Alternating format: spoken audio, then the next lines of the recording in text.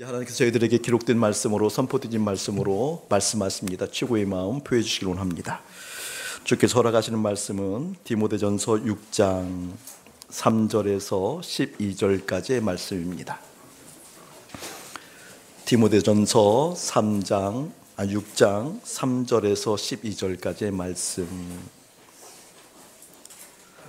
다 찾으셨으면 우리 교독하도록 하겠습니다. 목사님 한 절, 여러분이 한 절. 하나님의 말씀입니다. 청종합시다. 누구든지 다른 교훈을 하며 바른 말 곧 우리 주 예수 그리스도의 말씀과 경건에 관한 교훈을 따르지 아니하면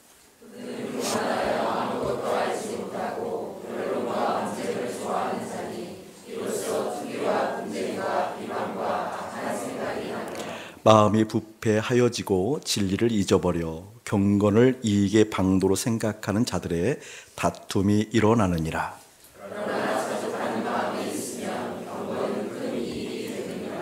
우리가 세상에 아무것도 가지고 온 것이 없음에 또한 아무것도 가지고 가지 못하리니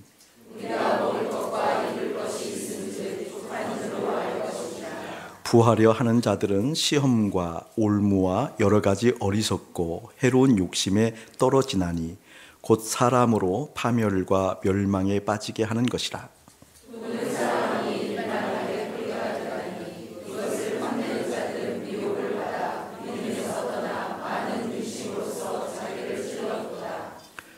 오직 너 하나님의 사람아 이것들을 피하고 의와 경건과 믿음과 사랑과 인내와 온유를 따르며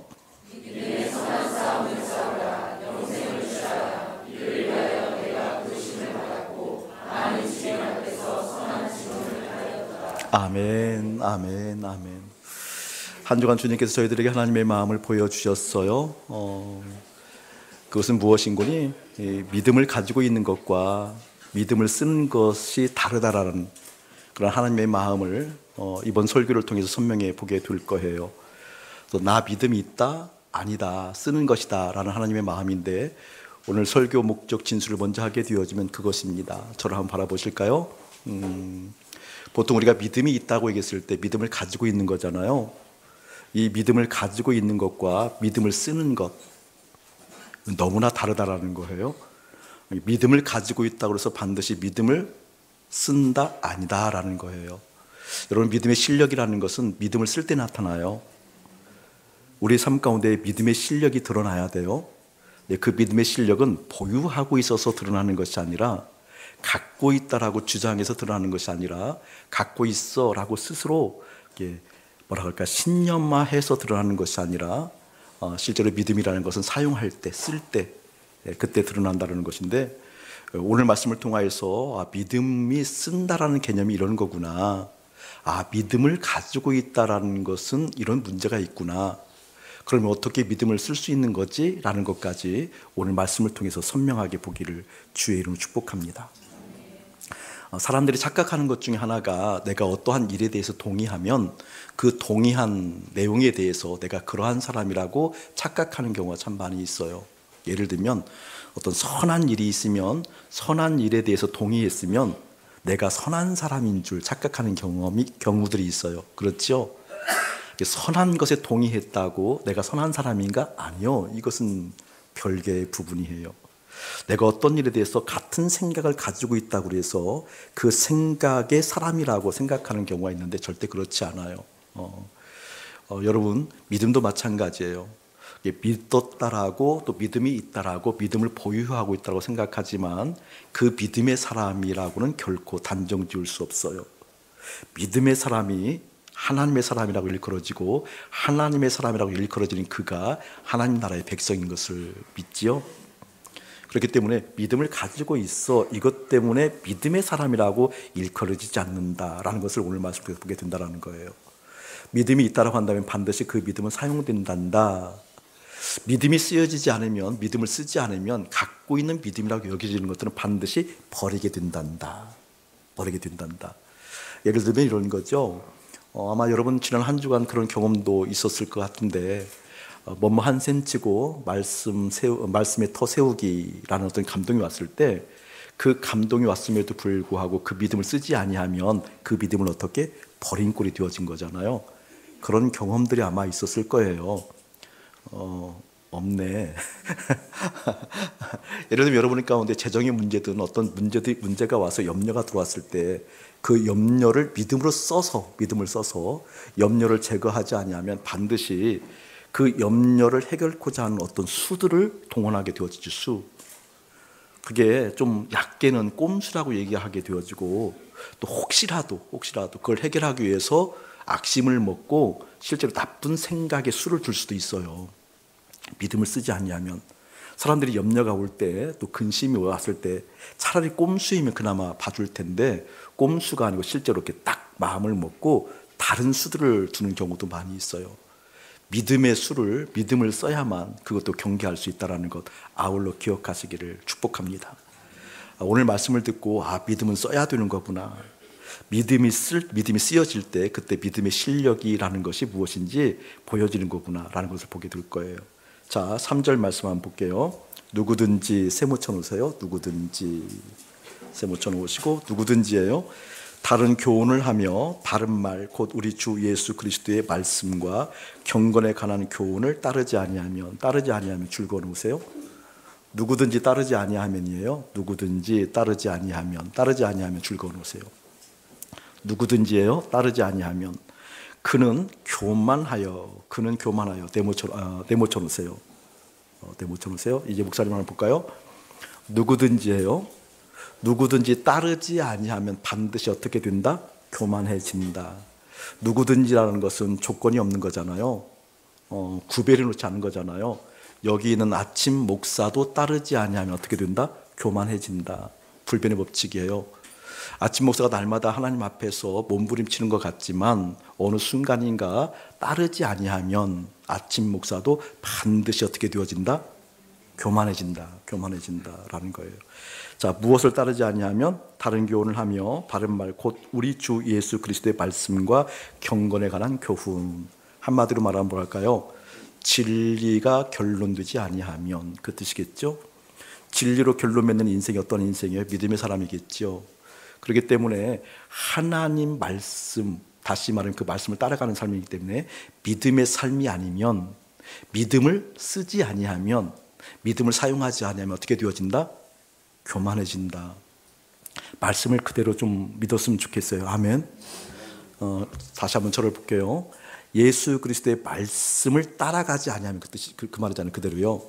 예수 그리스도의 말씀, 교회에 버려두신 예수님의 생각을, 예수님의 의지가, 예수님의 뜻이, 예수님의 말씀을 따라가지 아니하면, 오늘 말씀에 근거하면 반드시 어떻게 되어진다? 교만해진다. 여기 있는 아침 목사도 예수님의 말씀을 내가 읽었어요. 예를 들면 주님의 뜻을 내가 읽었어요. 주님의 마음을 읽었어요. 읽어내린 상태로, 이해의 상태로 보유하고 있어서 된다는 것이 아니라, 내가 주님의 마음을 읽었다고 한다면 그 읽은 마음을 따라가지 아니하면, 그 뜻이죠. 맞죠? 그 뜻이에요. 그렇게 되어지면 반드시 어떻게 되어진다? 교만해진다. 여기는 아침 목사가 주님을 사랑한다고 이야기하지만 그 사랑한다라는 것이 어떻게 표현되어지는 거니? 주님의 말씀을 따라가야 된다는 것이죠. 다시 말하면 믿음을 사용하지 않으면, 믿음을 쓰지 아니하면 교만해진다라는 거예요. 이것을 경계했으면 참 좋겠다는 생각이 들고요.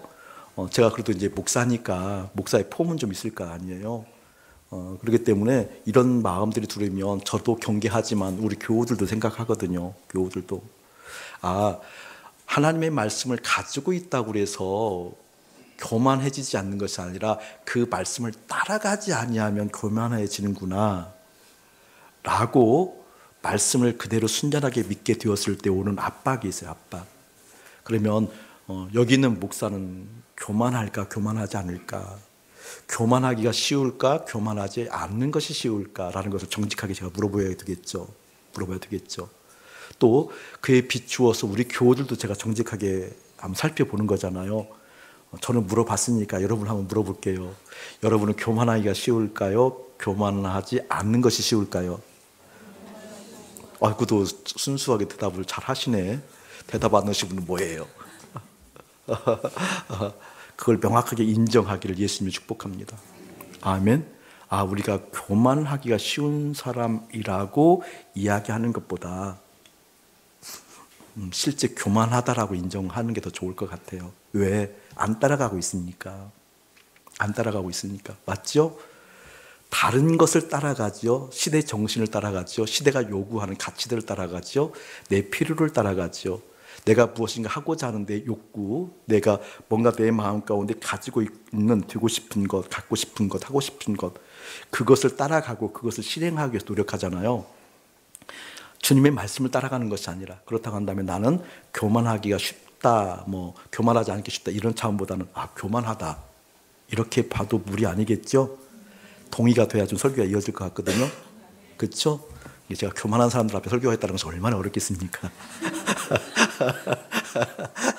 이해해 주시고요. 자, 그렇게 하나님의 말씀, 믿음을 사용하지 않은, 믿음을 쓰지 아니하면 반드시 교만해지는데, 이것은 누구든지다.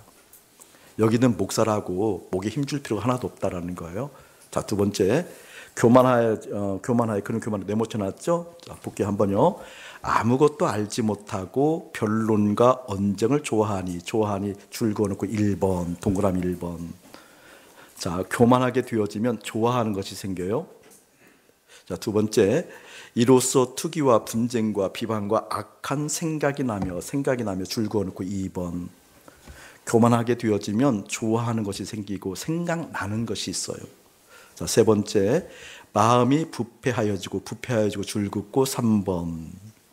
마음이 부패해진대요. 진리를 잃어버려 줄 그어놓고 3번. 4번. 네, 죄송합니다. 4번. 경건을 위에 우리 1번 읽어보면 변론과 언쟁을 좋아한대요. 경건을 이익의 방도로 생각하는 자들의 다툼이 일어나느니라. 몇 번이에요? 그러면 5번. 줄 그어 놓으세요. 자, 저를 보실래요, 여러분? 누구든지 따라가지 아니하면 교만해진다. 자, 교만한 사람들의 특징이 나타나게 되어지는데, 첫 번째 보게 되어지니까 좋아하는 것이 있대요. 무엇을 좋아하는 거니? 아무것도 알지 못하고 변론과 언쟁을 좋아한대요. 또 이로써 투기와 분쟁과 비방과 악한 생각이 난대요. 이번 들어 한번 보실래요? 이 두 가지를 살펴보게 되어지면 주로 언어에 관한 것들이 많아요. 언어에 관한 것들. 그러니까 여기 보게 되어지면 변론과 언쟁을 좋아하고 또 투기와 분쟁과 비방과 악한 생각이 난대요. 저를 보실래요?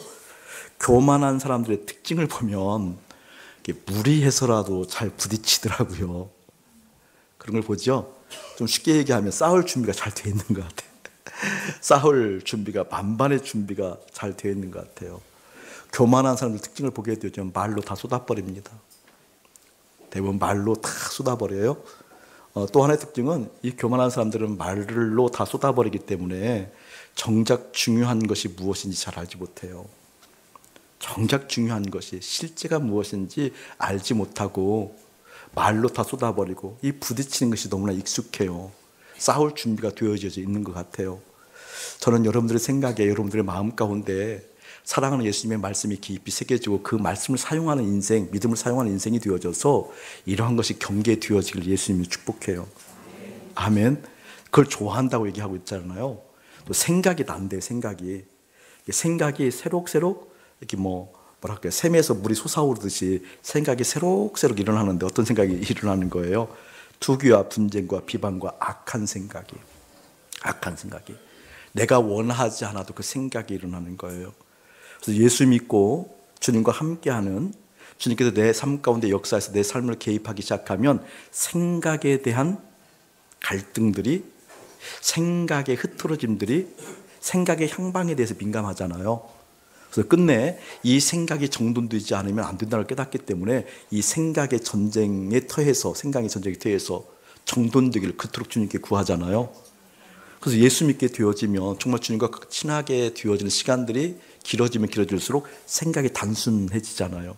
주님께서 주시는 생각, 주님께서 하시는 생각, 주님, 내 속에서 이토록 죄의 나무가 주를 생상케 되어지는 이 생각에 대해서 십자가에서 못 받고 내 생각이 주님의 생각으로 바뀌기를 원합니다라고 소원하잖아요. 소원은 하고 있죠. 그렇게 안 됐어도요, 그렇죠? 소원을 하고 있죠. 여러분의 삶 가운데 그렇게 악한 생각이, 변론과 비방의 생각들이, 그 실제 일들이 자꾸 생각이 나는 걸까? 성경에 근거합시다. 교만해서 그런데요. 상처의 부분보다 교만해서 그런데요. 어떤 욕구 자체를 잘 인식하지 못했는데 그 욕구가 어떤 욕구였다? 교만으로 기인되어진대요. 근데 그 교만이 어떤 교만이다? 누구든지 따라가지 아니하면, 누구든지 믿음을 쓰지 아니하면, 그 뜻이겠죠. 아멘. 이게 먼저 여러분의 마음속에 깊이 배길지어다. 자, 그 뒤에 보게 되면 이렇게 말하고 있어요. 마음이 부패해진대요. 무엇이 부패해져요? 마음. 또 진리를 어떻게 해요, 여러분? 잃어버려요. 진리가 있었다라는 건 없었다라는 거예요. 있었다라는 거죠. 말씀을 들었다라는 거죠. 때로는 말씀을 듣고 그 말씀을 깨닫고 말씀이 너무 좋아서 그래 이거 해라고 주목도 쥐고 뭐 이렇게 됐다라는 거죠. 그런데 그 말씀을 어떻게 잃어버린대요. 잃어버리고 싶지 않음에도 불구하고 잃어버린다라는 거예요. 새가 와서 쪼아먹는다는 거잖아요. 잃어버린다라는 거. 누가? 교만한 사람들이, 교만한 사람. 잃어버려 경건을 이익의 방도로 생각하는 자들의 다툼이 어떻게 일어난대요. 저를 한번 보실래요? 마음이 부패하고 진리를 잃어버리면 반드시 거룩마저도 이익의 방도로 생각한다. 반드시. 목사님이 이 말씀을 묵상하면서 마음이 아팠어요. 꼭 나 같아요. 정말 죄송하고 쑥스럽고 창피스럽지만 이게 혹시 내가 아닐까 생각해 봤어요. 마음이 부패하고 그리고 진리를 잃어버리는 것은 동의할 수 없지만 내 삶 깊은 곳에 거룩마저도 이익의 방도로 생각하는 것, 그거 없다고 자신할 수 있을까? 아니요. 하나님 앞에 점검해 보고 있는 중이에요. 그러니까 마음이 부패하고 진리를 잃어버리지 않았다라고 내가 주장해도 내가 거룩을 이익의 방도로 생각하는 경향성이 있다고 한다면 내가 인정하지 않고 주장하지 않아도 내 마음은 부패한 인생이다. 진리를 잃어버린 인생이다. 이것을 부인할 길이 없었어요. 그래서 하나님께 이야기했어. 하나님, 내 마음 가운데 온전하게 그 진리를 거룩을 구별되어진 그 역사에서 하나님을 바라보는 정한 마음 주세요라고 기도했어요. 동일하게 고민하기를 예수님이 축복합니다. 아멘. 제가 목사니까 그래도 목사의 어떤 폼들은 이제 어쨌든 있는 거니까 우리 교우들을 생각할 때 어떻게 좀 나무라는 경향성이 아니라 이렇게 예배 드리는데 주님 앞에 나서 찬송하는데 이 거룩한 그 지향점이 어디일까라고 생각해 보면 마음이 참 아파요. 예배 드리는 구별되어진 이 구별의 지향점, 무엇 때문에 이 예배를 드리는 걸까? 무엇 때문에 하나님 앞에서 이 거룩에 대해서 몸부림치는 걸까라는 것을 정직하게 살펴보면 마음 아파요. 저도 그렇게 거룩마저도 이익의 방도로 생각하는 경향을 고백했으니 여러분도 고백하기를 축복합니다. 아멘. 이렇게 고백되어지면 우리의 마음을 보는데 훨씬 쉬울 거예요. 진리가 결론되지 못하는 삶에 대해서 그게 어떤 큰 영향력을 끼치고 큰 문제가 있는지 보기 쉬울 거예요. 우리가 주님을 바라보고 주님을 의지하고 거룩한 구별되어진 삶이라고 얘기하는데 이 구별되어진 삶 가운데 주님을 통하여서 주님에 의해서 무엇인가 내 욕구와 자아 실현을 하는데 주님이 필요했던 것은 아니었을까라는 것을 솔직하게 좀 인정하고 하나님께 필요 중심으로 흘러갔던 내 신앙생활을 내가 그게 얼마나 큰 문제인지 절절하게 일깨워질 인생이 되고 싶습니다라는 순전함 회복하기를 예수님 축복합니다. 그 모든 것이 어떻게? 교만한 사람들에게 일어난다는, 교만한 사람들은 어떤 사람들이라고요? 따라가지 아니하면. 그건 목사가라서 두는 것이 아니라 누구든지 주님을 따라가지 아니하면, 믿음을 쓰지 않으면 그렇게 되어진다라는 것. 자, 그런 이야기를 하게 되어지면서 6절, 7절, 8절, 9절, 10절에 보게 되면 돈 얘기가 갑자기 나와요. 돈 얘기가 나오게 되어지면서 10절, 돈을 사랑함이 일만하게 뿌리다 라고 얘기하면서 이것을 탐내는 자들은 미혹을 반드시 받는다 라고 얘기하면서 믿음을 떠나게 된다라고 얘기해요. 믿음을 떠나게 된다. 들어보실래요, 여러분? 교만을 이야기하고 교만에 대해서 1, 2, 3, 4, 5를 이야기한 다음에 돈 얘기가 나와요. 돈 얘기. 돈은 일만하게 뿌리란다. 왜 돈이 일만하게 뿌리겠어요? 좋게 쓰면 쓰는 거지. 그런데 돈을 사랑하고 돈에 대한 그 마음, 쓰여지는 마음 있죠. 돈에 대해 쓰여지는 마음. 여러분 돈에 대해서 마음 쓰여지지요? 정직하자니까, 그래 살다니까. 돈에서 마음 쓰여지 안 쓰여져요? 많이 쓰여져요? 적게 쓰여져요? 마음에 거의 다예요? 아니면 부분이에요? 정직하자니까. 그걸 정직히 봐야 돼요. 그냥 단순히 쓰여진다 이 차원이 아닐걸요? 많이 쓰여진다 이 차원 넘어설 거예요 아마. 자, 이것은 무엇을 의미하는 거니? 실제로 의지한다라고 똑같아요. 표현만 쓰여진다라는 건 실제로 믿는다 그 뜻이에요. 왜냐하면 돈이 해결하는 것이 많잖아요. 돈이면 실현할 수 있는 것이 많잖아요. 돈이면 말씀에 더 세우는 거 크게 근심 안 해도 되잖아요. 거룩마저도, 이 거룩한 성전마저도 그렇잖아요. 돈이 더 영향력을 갖잖아요. 믿음 그러지만 전세금 1,000만 원 올려달라면 1,000만 원 더 유력이 크다 그랬잖아요. 처음 그 훨씬 더 유력이 크다 그랬잖아요. 그러니까 돈이 내 마음을 잡아요. 내 마음을 붙들어요. 내 마음을 붙들었기 때문에 내 마음은 무엇을 의지한다라는 거예요? 돈을 의지한다라는 그런 의미예요. 돈을 의지하게 되어지면 어떻게? 믿음에서 떠나게 되어진단다. 믿음에서 떠나게 되어지면 반드시 믿음을 쓸 수 없기 때문에 믿음을 쓸 수 없는 사람들은 무엇이 된다? 교만한 사람이 된다 그 뜻이에요. 그 이야기를 하면서 11절 오직 너 하나님의 사람아, 너 하나님의 사람아 내모쳐 놓으세요. 이 너 하나님의 사람아 하고 교만한 사람하고 대비시키는 성경이 오늘 누구든지 따라가지 아니하면 교만한 쪽이 되어지든 너 하나님의 사람이 되어지든 이렇게 되어진다는 뜻이에요. 자, 저를 보세요 여러분. 성경에 보면 너 하나님의 사람에게 개인적으로 하나님의 사람이라고 지칭하는 것은 드물어요. 많지 않아요. 개별적으로 하나님의 사람아, 하나님의 사람 아침 목사야 이렇게 개별적으로 말하는 게 드물어요. 성경은 대부분 성경은 하나님의 백성 단체로 얘기해요. 대부분 단체로. 그런데 하나님의 사람아라고 이야기할 때는 특별하게 뭐예요? 관계성을 얘기하는 거잖아요. 단체로도 관계성이 성립되어지지만 관계는 1대1 관계가 더 크니까 이 관계는 어떻게 맺어져요 여러분? 믿음으로 맺어져요. 아멘. 그러니까 하나님의 사람이라고 일컬어지는 사람의 특징이 하나님의 사람이라는 것은 믿음의 사람이잖아요. 믿음의 사람이라는 건 다른 게 아니에요. 이 두 가지를 볼 수 있어요. 자, 여기 보세요 여러분. 하나님이 계시고 세상이 있고 내가 있어요. 믿음이라고 한다면 하나님이 계시고 세상이 있고 내가 있는데 내가 내 마음을 세상에 붙이지 않고 세상에 쓰지 않고 누구에 썼다라는 거예요?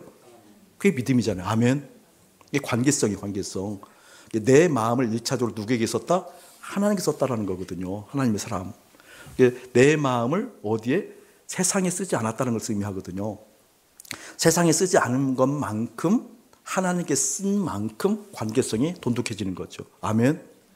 이 교만을 얘기하고 너희들이 대표적으로 돈 얘기를 하게 되어지면서 돈을 이렇게 의지하고 있지 않니? 이 의지하는 마음이 일만하게 뿌리란다. 사랑하지 마. 사랑하게 되어져 반드시 믿음 떠나게 되어져 있어 라고 얘기하면서 너 하나님의 사람아. 믿음을 얘기하는 거예요. 믿음의 사람아. 너 하나님의 사람아라고 하면서 이렇게 얘기를 해요. 자, 이것들을 피하고 세모쳐 놓으세요. 1번 줄 그어놓고 1번에도 있고요.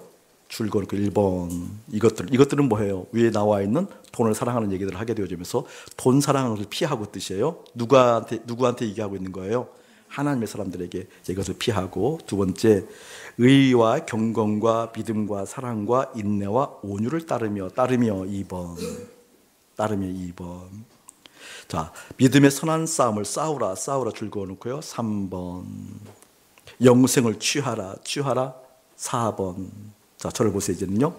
자, 믿음의 사람이라는 것은 내 마음이 하나님께 가 있다라는 거예요. 내 마음이 세상에 가 있지 않다라는 거예요. 내 마음을 하나님께 둔 거예요. 하나님께 마음 둔 사람들은 믿음의 사람인데 이 믿음의 사람들은 믿음을 어느 때 쓰는 줄 아니? 피하고 따르고 싸우고 취할 때. 할렐루야. 아멘. 믿음의 사람들은 반드시 이 믿음을 쓴단다. 어느 때 쓰는 줄 아니? 피할 때 쓴단다. 따를 때 쓴단다. 싸울 때 쓴단다. 취할 때 쓴단다. 아멘. 그러니까 믿음을 보유하고 있다라고 해서 믿음을 갖고 있다라고 해서 믿음의 사람이 아니에요. 반드시 믿음의 사람들은 믿음이 있으면 믿음을 어떻게 써야 된다라는 거예요. 하나님의 사람은, 믿음의 사람은 반드시 그 믿음을 사용해요. 할렐루야. 피할 때 쓰고, 따를 때 쓰고, 싸울 때 쓰고, 취할 때 써요. 그 내용은 그냥 크게 설명하지 않아도 여러분 충분히 알아들을 테니까. 이 믿음의 사용의 영역이 여러분에게 일어나기 축복해요. 다시 한번 이걸 얘기할게요. 믿음의 사람이라는 것은, 너 하나님의 사람아, 이것은 이렇게 이야기할 수 있어요. 똑같이 같은 세상에 있어요. 좀 좁힐게요. 같은 직장에 있어요. 더 좁힐게요. 같은 가정이 있어요. 그 중간에 예를 들면 같은 직장에 있었을 때 보통 직장에 왔을 때에는 일단 먹고 사는 재정적인 문제가 크잖아요. 그렇죠? 물론 그 직장을 통해서 자아실현을 하기도 해요. 성공 욕구가 부여되어져서 그 성공을 좀 할 수 있는 발판을 삼는 것이기도 해요. 그러나 그보다 크게 많은 사람들이 생각하고 있는 것이 뭐예요, 여러분? 재정의 문제잖아요. 재정의 문제. 그래요, 안 그래요? 안 그러신 분은 기도해 드릴게요. 그런 생각 들지 않도록. 그렇잖아요, 여러분. 그러면 똑같은 직장인데 돈 버는 수단으로서 직장이라고 한다면 그냥 그 직장에서는 그 사람이 어떤 사람이고 그냥 그 사람이에요. 어떤 사람? 돈 버는 사람. 맞아요, 틀려요? 돈 버는 사람이 돈 버는 사람. 아직도 이해가 안 되시는 것 같은데, 우리 가정이, 내가 우리 가정으로서 가장으로서 양육하고 책임져야 될 그런 위치에 있다라고 보통 얘기하잖아요. 그럼 나는 우리 가정에서 어떤 사람이고 우리 가정을 양육하는 사람이에요. 근데 오늘 말씀에 근거하면 그렇게 하지 말으라는 거잖아요. 안 된다라는 거잖아요. 어떻게 되어져야 된다는 거예요? 믿음을 쓰는 믿음의 사람이 되어져야 된다는 거잖아요. 나는 우리 가정을 양육하는 사람인데 그 양육으로 끝이는 것이 아니라 믿음의 사람이라고 한다면 믿음을 써야 되거든요. 할렐루야. 믿음을 써야만 하나님께서 실질적으로 함께 하시는 어떤 무엇인가, 하나님 인도하신 무엇인가가 본다, 그 뜻이잖아요. 그 은혜가 여러분에게 가득히 일어날지어다. 아멘. 자, 그것을 이런 예를 통해서 한번 살펴볼게요. 요셉이 17세에 팔려가잖아요, 애국으로. 요셉은 어릴 때에도 하나님으로부터 사랑도 받았지만 아버지 야곱으로부터 사랑을 받았던 것이 요셉이에요. 다른 형들이 질투하고 질시할 정도로 사랑받았던 것이 요셉이에요. 근데 어느 날 그 요셉이 형들에 의해서 인신매매를 당하잖아요. 인신매매를 당했을 때 그거는 충격이 얼마나 컸을까요? 그렇죠? 단순하게 우리가 인신매매 당해서 어려워서 뭐 이런 정도 아니겠죠. 여러분, 조금 고생스러운 거 싫어하는 게 우리잖아요. 모든 교회들이 주차 문제 때문에 힘들다고 그래요. 주차 막 그것만 가지고도 많이 힘들고 어렵다고 그래요. 목사님들 만나면 회의가 가장 어렵다고 그래요. 회의하는 거. 회의도 안 먹는 목사님들이 있어요. 실제로 회의만 하면 뭐 이제 제가 유명한 목사님도 들어갈 때 그 뭐예요, 이렇게 강신제 뭐 그런 거 있잖아요. 청심환 실제로 이름만 되면 다 아시는 분이거든요. 그런 분도 우황청심환 먹고 들어가요. 회의가 그렇게 어렵대요. 어렵대요. 징그럽다고 그래요. 회의 들어가는데 사리가 느껴진대요. 그런 목사님들도 있어요. 회의 없는 세상 살고 싶다고 회의를 안 먹어요. 안 드셔요. 근데 인신매매를 당했다. 형제들한테 배반을 당해서 지금 애굽으로 팔려가서 그렇게 사랑받던 요셉이 거기서 노예가 되었다. 이 충격, 이 트라우마는 그냥 계산하기 어렵잖아요. 그렇죠? 근데 그런 요셉이 그렇게 노예 생활할 때 거기서 어떻게 해요? 충성하잖아요. 믿음의 사람이니까 그럴 수 있지, 이렇게만 하지 말고 한번 헤아려 보라고. 이게 아니 도대체 그게 정말 어떻게 가능했을까? 근데 그런 요셉이 충성을 하잖아요. 충성을 하는데 이번에 감옥 가네. 그것도 억울하게 2명 써서. 근데 감옥 가서도 죄수 1등이 되잖아요. 1등에 대한 의미가 어떤 의미인지 모르겠지만 거기서 1등이 되잖아요. 거기서 충성하잖아요. 거기서 충성해요. 근데 그 비밀이 성경 창세기 45장, 46장을 읽어보게 되어지면 형제들을 만날 때 왈칵 울잖아요. 요셉이 울게 되어주면서 하는 내용이에요. 형들 앞에서 울었을 때 요셉이 뭐라고 얘기하는 거니? 지금 이곳까지 함께 하신 하나님 얘기하잖아요. 아멘. 이렇게 팔려갔을 때 인간의 아픔, 여기에만 주목한 것이 아니라 그 가운데에도 누구의 손길을 보는 거예요? 하나님의 손길. 할렐루야. 하나님의 손길을 보기 때문에 요셉이 노예로 팔려갔을 때 상처, 트라우마로 사는 것이 아니라 믿음을 써서 사용한다, 그 뜻이에요. 아멘. 이게 정말 멋진 장면이잖아요. 아니 어떻게 노예인데 그렇게 살 수 있을까? 믿음을 쓰니까 그렇게 된다니까요. 어떻게 믿음을 쓸 수 있는 것과 하나님과 함께 있으니까. 할렐루야. 어떻게 감옥에 가서도 이렇게 믿음을 쓸 수 있는 걸까? 여러분 그걸 배워야 된다는 거예요. 내 삶에 그 한 구간 한 구간이 있잖아요. 여러분 요셉 살펴보세요. 그 인생에 한 구간 한 구간 있잖아요. 뭐 집에서 17세까지 한 구간, 형들에 팔려가서 보디발의 집에 있을 때까지 한 구간, 또 어디 감옥에 가서 있을 때 죄수의 한 구간, 또 나와서 총리가 되어진 그런 한 구간, 또 총리가 되어진 다음에 전체 이스라엘 백성들을 구원하는 그런 인생의 한 구간 한 구간 있잖아요. 할렐루야 하면. 근데 그 인생의 한 구간 한 구간 요셉을 보게 되어지면 무엇을 썼다? 믿음을 썼다. 믿음을 썼다. 여러분 그런 믿음을 쓸 수 있는 여러분 인생 되어줘 축복합니다. 아멘. 저희 교회에 지난번에 우리 교회 세미나 할 때 오셔서 참석하신 목사님들 중에 한 분, 언니가 여러분에게도 얘기를 했어요. 수원에 좋은 교회를 다녔어요. 수원에 계신 안광순 목사님이라고, 이게 저희들이 존경하는 목사님이기도 하고 그 목사님 밑에 가서 목회를 배우기를 원하는 목사님들이 많아요. 굉장히 인격자셔요. 많이 알려지진 않았지만 목사님들 사이에서는 알려지신 분이에요. 그 인격 뭐 이런 걸. 지금도 그런지는 잘 모르겠지만 주님 앞에서 언제든지 따라가지 않으면 교만할 수 있는 것이 인생이니까. 맞죠? 네, 제가 기억하고 있는 한 그렇게 교계에서 아주 교역자들 사이에서는 꼭 그 밑에 가서 목회를 배우고 싶은 분이에요. 그 교회가 출석이 한 6천에서 한 8천 명 정도 출석을 할 거예요. 출석이 할 건데 거기서 부교육자로서 한 분이 오늘날 목사님에게 상담 요청이 왔어요. 목사님, 조그만 교회에서 담임으로 청빙을 받았는데 망설여져요. 아니 뭘 망설여져요. 나이도 이렇게 됐는데 준비가 됐으면 하나님이 부르시면 가면 되지. 그러니까 속사정을 얘기하는 거예요. 이 목사님이. 언제가 여러분에게 얘기했어요. 그 교회가 부교육자들한테 참 잘해줘요. 영락교회, 소망교회 그 다음 정도는 되는 것 같아요. 소망교회보다는 많아요. 오히려 더 잘해줘요. 그 다음에 여기도 순복음교회 뭐 이런 식이 되어져요. 부교육자들한테 잘해준 데가 연봉이 한 8천 정도 되어요. 부교육. 도대체 여러분 얼마나 받기를 안 놀래요? 저보다 지금 훨씬 많아요. 그리고 학자금도 정해져 있는 게 아니에요. 그 아이가 대안학교를 다니면 외국을 가면 다 대줘요. 아 그렇구나. 하긴 일선 수준이 그렇죠 뭐. 저기 수원 뭐 변방 아파트도 줘요. 이게 뭐 이제 잘 대우를 받다가 이제 부인 받아 가려고 하니까 연봉이 반토막 나는 거예요.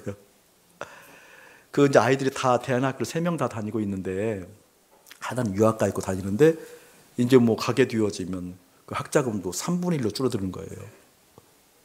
모든 것이 줄어드는 거죠. 근데 연락이 와서 어떻게 했으면 좋겠냐고. 근데 물어볼 사람한테 물어봐야지. 제가 그런 얘기를 해줬어요. 이게 잘못된 선택은 수정해야죠. 잘못된 선택, 하나님께서 원하지 않고 하나님께서 승낙하지 않은 것에 대해서는 돌이켜야죠. 그런데 목사가 어렵고 힘들기 때문에 그런 갈등하는 건 아닌 것 같다. 그건 아닌 것 같다. 힘들고 어렵기 때문에 선택을 보류하거나 갈등하는 건 아닌 것 같다. 잘못된 거면 돌이켜야죠. 이해돼요, 여러분? 그냥 하는 게 아니에요. 목사기 때문에 폼 잡으려고 하는 게 아니에요. 누구에게나 그래야 돼요. 아멘? 힘들기 때문에 세상의 시대 정신이 시대의 가치가 요구하는 것이 이런 것이고 이런 정도의 수준으로 뭐가 해야 되고 하는 것들 때문에 그것이 좀 모자라서 고민하는 건 그건 아닌 것 같다. 왜죠? 그것은 믿음으로 사는 것이 아니잖아요. 믿음을 쓰는 것이 아니잖아요. 믿음을 쓰는 여러분 되어지길 예수님 축복합니다. 할렐루야. 믿음을 쓴다는 그런 거거든요. 믿음을 쓴다는 건.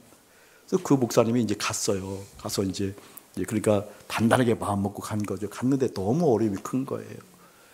장로님들이 많대요. 회를 안 먹고 싶대요. 이게 얼마 전 얘기예요. 너무 힘들어요. 너무 힘들어요. 너무 이게 뭐 완전 뭐 울상이에요. 울상을 넘어서서 이제 뭐 큰일 난 거죠. 또 그 얘기를 했어요. 그래서 그냥 그 어려운 거 충분히 이해하겠는데 그것을 내 의욕을 갖고 풀려고 하는 것보다 그 어려움들을 이제 그냥 인정하고 거기에서 믿음을 쓰는 법들을 주님으로 또 터득하자. 꼭 뭐에 뜬구를 잡는 식으로 얘기한 것 같아요. 저는 이게 실제거든요. 실제거든요. 그러니까 그것 때문에 안달해서 어떤 의욕을 가지고 그 자체를 풀려고 주목하는 것이 아니라 하나님부터 신선한 기름을 받아야 되는데 거기에서 마음이 달라붙어 있는 것을 회개하고 그 근심과 분노와 아픔을 회개하고 어떻게? 주님으로부터 받는 영감을 받아야 되는 거니까 오히려 내 마음과 그 염려가 달라붙어 있는 걸 회개하고 믿음을 쓰는 연습하자. 이게 실제 되어지길 예수님이 축복합니다. 아멘. 어떤 한 권사님이 나이 많이 드신 권사님이 억울해하셔. 좀 억울해하셔. 뭘 억울해하시는 거니?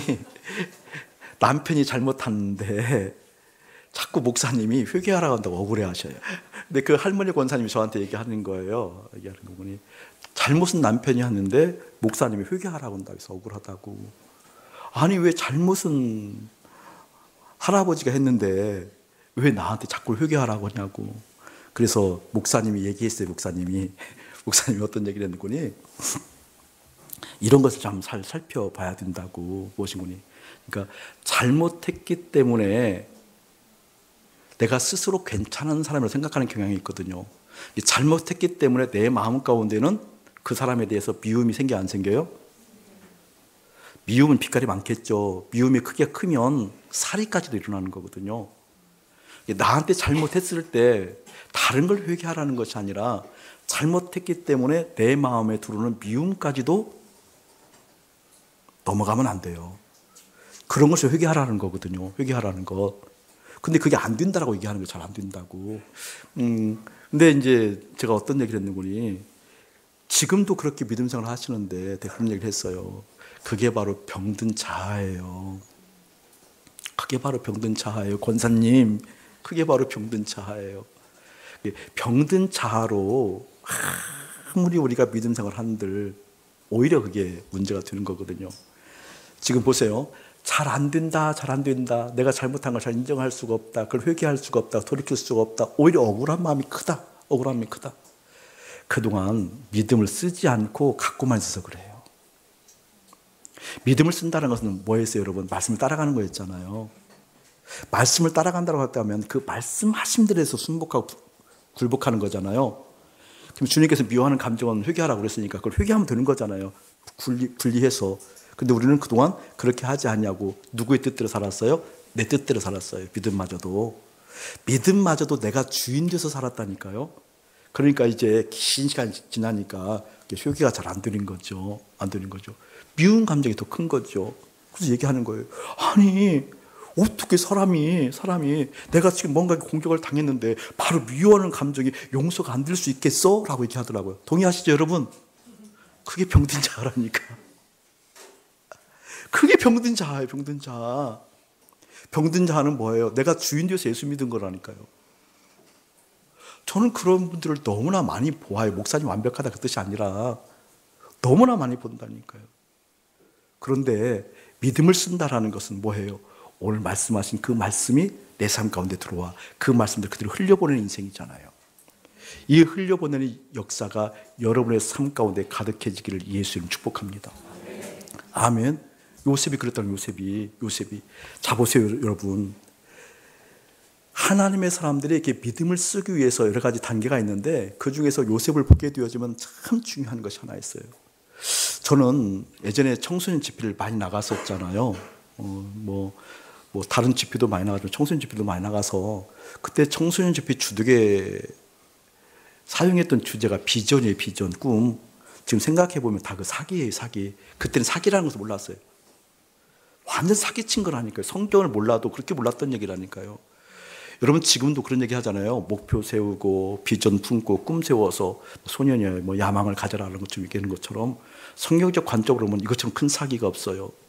한국 교회가 80년대 후반부터 지금까지 타락한 시기에 가장 많이 나온 주제가 비전이에요. 비전 센터, 꿈대로 되어지는 교회, 꿈을 품어라, 야망을 품어라. 큰일 납니다.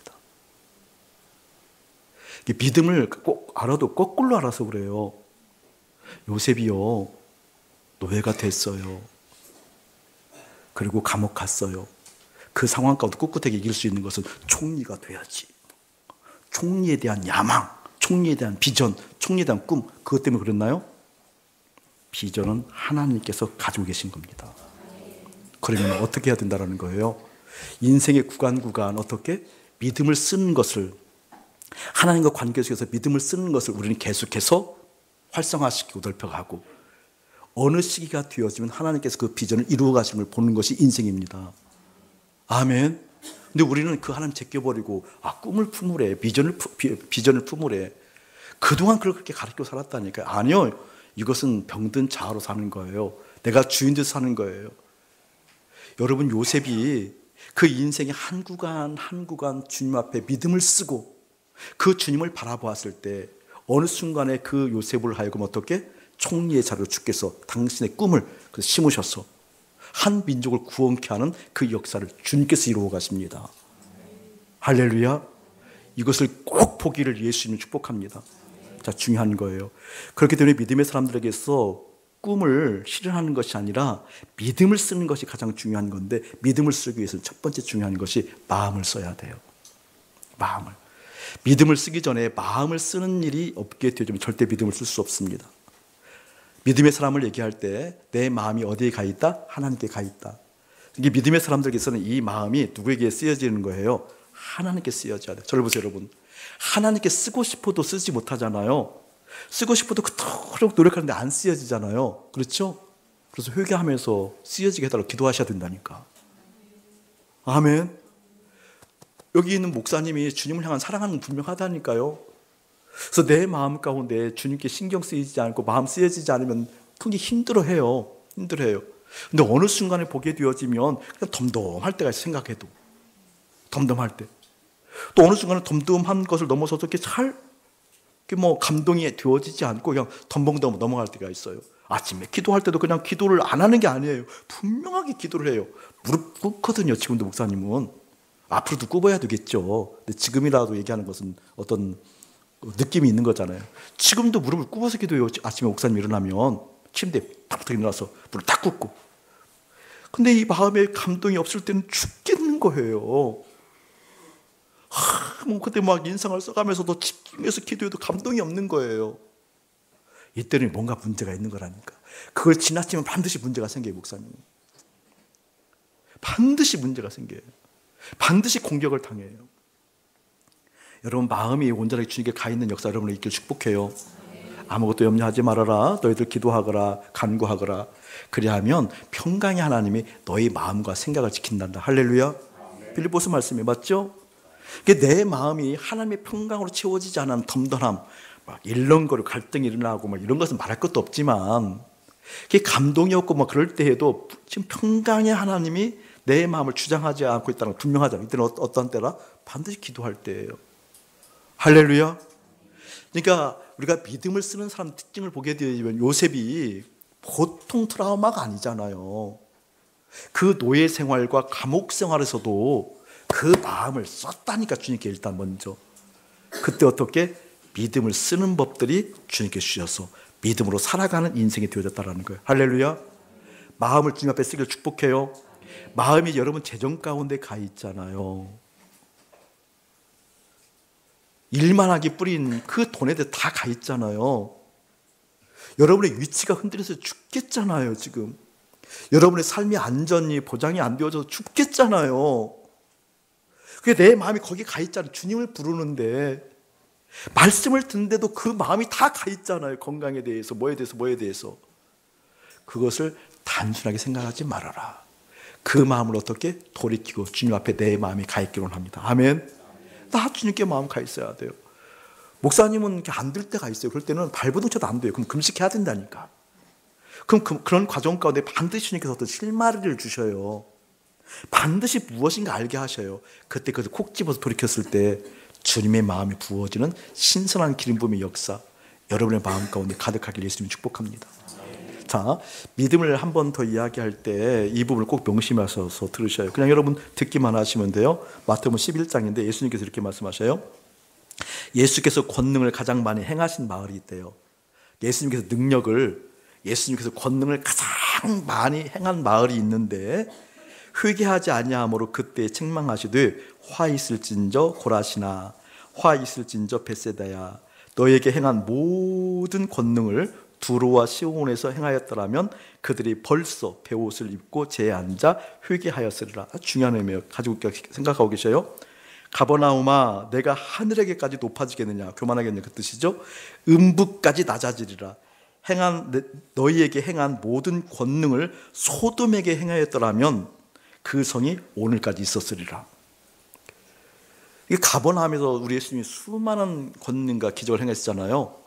근데 그 수많은 권능과 기적을 행했다라고 한다면 소돔에게 행했다면 소돔은 훨씬 더 회개했을 거라는 얘기인데 이게 무슨 말일까? 잘 보세요, 여러분.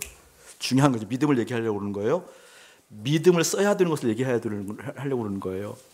예수님께서 지금 이곳에 오셔서 예수님께서 이곳에 임재하셨어요. 보이세요? 보이세요? 안 보이도 믿는 여러분 참 대단해요. 있다고 칩시다. 그러면 예수님 오셨어요. 오셔서 권능을 행해. 놀라운 권능을 행해. 이적과 막 치유와 기적이 막 이렇게 행해. 그럼 믿음이 생길까 안 생길까요? 생겨요 안 생겨요? 생겨요. 생기죠. 근데 그 얘기를 하지 않아요 지금 베사다에 또 어디에? 가버나움에 권능을 행했을 때, 그 권능을 행했을 때 수많은 믿음이 없었다 이렇게 얘기하지 않는다니까요. 믿음은 당연히 생겨요. 근데 주님 뭘 얘기하시는 거예요? 회개를 얘기하셔. 회개하지 않는 믿음은 가짜이기 때문에 그래요. 아직도 여러분 보다 저를 보세요. 믿음을 가지고 있다 해서 그 사람이 아니다니까요. 회개라는 것은 의미를 이루는 거예요, 여러분. 회개라는 의미를 정의를 몇 번 목소리 내리지만 근본적으로 내리면 이러는 거예요. 회개라는 것은 주인이 바뀌는 거예요.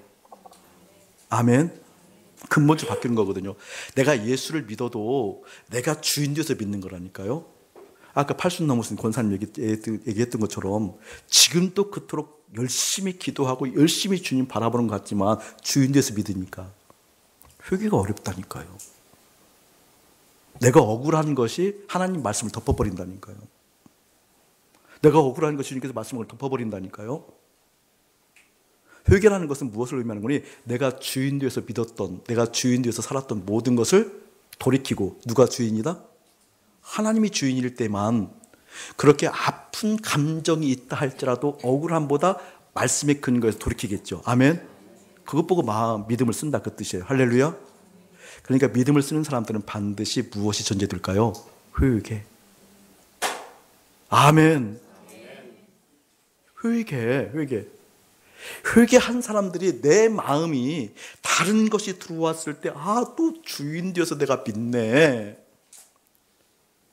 우리 예수님이 온전하게 주인 되지 않고 또 다른 것에 의해서 내가 고민하고 염려하고 안 되니까, 이 염려에서 안 되니까 해결하려고 그토록 돈을 긁어 모으고, 돈에 대해서 긁어 모아지도 않는 돈, 그렇게 집착하게 되어지고, 이 사람 찾아가고 저 사람 찾아가게 되어지고, 이 관계에 맺고 저 관계에 맺고, 저 힘 불러들이고 이 힘 불러들이고, 그것도 안 되니까 심지어 돌 같은 형상에 대해서 우상의 형상을 만들어 놓고 거기에 내 가치를 다 부어쓰고 사용하려고 하는 이 욕구들을 돌이키는 게 믿음이죠.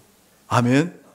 그 회개했을 때 어떻게 마음이 실질적으로 하나님께 쓰여지고, 쓰여진 그 마음이 어떻게 믿음으로 살게 하는, 그 믿음으로 사는 사람들은 든든한 마음이 있어서, 그래 인생은 비전을 품는 게 인생이 아니야. 맞아. 비전을 하나님께서 있으셔. 나 그 하나님께 내 인생의 한 구간 한 구간 믿음을 쓰면서, 마음을 쓰면서, 주님께 마음을 주면서 마음이 연결되어지면 살 거야 라고 하는 것, 한 주간 깊이 묵상되어지길 예수님 축복합니다. 저는 오늘 본문을 보면서 굉장히 따뜻해졌어요. 너 하나님의 사람아. 그쵸 하나님, 제가 하나님의 사람 맞는 거죠. 온전하지 못해도 내가 다 따라가지 못하지만, 그럼에도 불구하고 따라가지 못했다는 그 지점 내가 발견하고 있는 거 맞죠? 하나님 말씀해 주시면 돌이킬게요. 하나님, 내가 거룩마저도 이익의 재료로 사용하려고 하는 것도 더 보여주셔서 내려놓게 해주세요. 너 하나님의 사람아 라고 할 수 있는 것 보게 하셔서 사랑하는 교우들과 함께 그 하나님 바라보기 원합니다 기도했어요. 여러분, 거룩마저도 이익의 재료 사용한다라는 거 깊이 생각하세요. 재정의 홀라당 다 빼앗겨 있는 여러분, 기대 사회의 여러 가지 관계 속에서 홀라당 마음 빼앗기고 있는 여러분, 그 마음 돌이키고 주님께 두어야 됩니다. 예수의 이름으로 가득할지어다. 교회 여러분, 우리 함께 기도하길 원해요. 목사님 바라보시죠. 여러분, 은혜 받아야 됩니다.